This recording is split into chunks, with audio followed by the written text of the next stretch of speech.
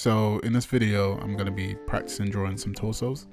For quite some time now, I've been struggling with anatomy, and I've watched quite a few videos surrounding the topic, and I've heard pieces of advice such as breaking down anatomy into sections such as upper body, lower body, hands, etc. And I've also heard a lot about different methods of drawing the torso, most notably the bean method, box method, and using gesture lines and so on and so forth.